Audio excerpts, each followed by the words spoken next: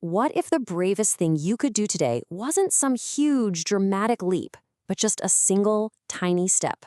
We often think of courage as this big, heroic act. But today, we're going to explore how real, lasting change and that deep self-trust we're all after is actually built from small, intentional actions. And this quote, man, it really gets to the heart of the problem, doesn't it?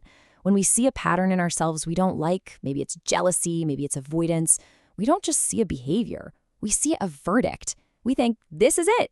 This proves I'm fundamentally flawed. And that fear returns any kind of self-reflection into this high-stakes trial where our entire identity feels like it's on the line. So, that leads us to the crucial question, right? How do we hold ourselves accountable and actually grow without just drowning in shame?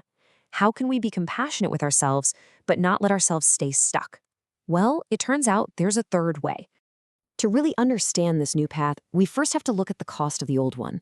We have to talk about the very real price we pay for avoiding the mirror.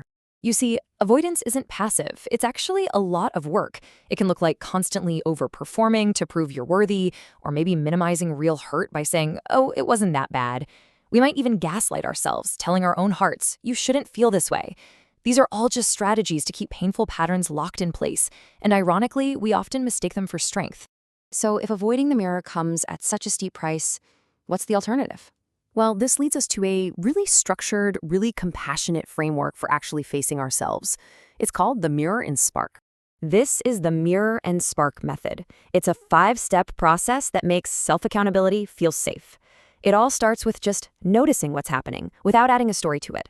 Then you name the pattern. The key is you're naming the behavior, not your whole identity. Then, and this is so important, you normalize it. You try to understand why it's there without making excuses for it. Then, you nurture yourself through that discomfort, offering compassion instead of criticism. And finally, you choose one small, brave next step. And that final step, that choose step, that is where everything changes. This is the moment where all that insight becomes action. This is what the Brave Curiosity Framework calls the small, brave step. It's that vital moment we stop just thinking about changing and we start doing something. It's the critical link that turns all that self-awareness into real, tangible change in your life. And this is where we totally redefine what bravery even means. The core idea here is that true bravery is measured by how clear and aligned an action is, not by how intense or dramatic it feels. It's not about these grand, overwhelming gestures.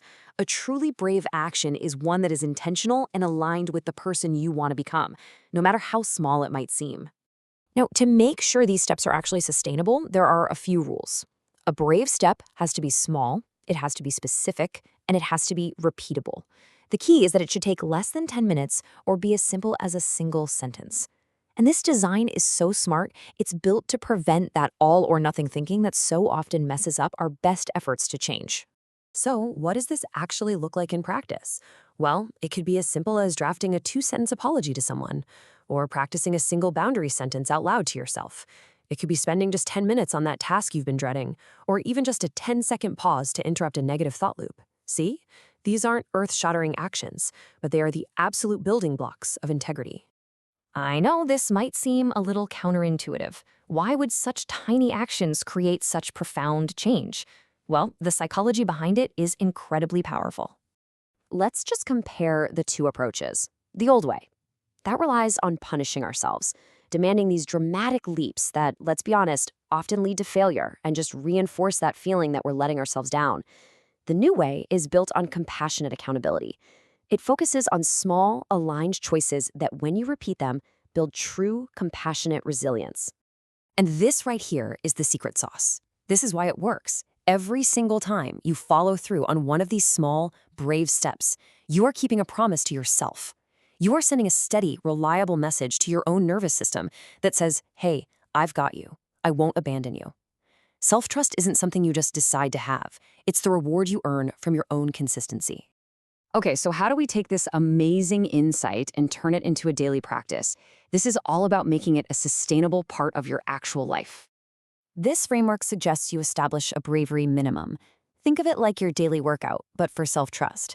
It's a simple 5 to 10 minute action you can commit to, especially on the hard days. This is how you build the muscle of follow-through, making self-trust your default setting, not some rare exception. And this all culminates in a simple but incredibly powerful self-trust contract. It's a 3-part promise to yourself. First, I will tell myself the truth without being cruel. Second, I will not abandon myself when things get uncomfortable. And third, the anchor of it all, I will take one aligned step no matter how small. And that brings us right here to the end. This isn't just about understanding a cool concept, it's about putting it into practice. So the only question left is the one that matters most for you right now. What is your one small aligned step?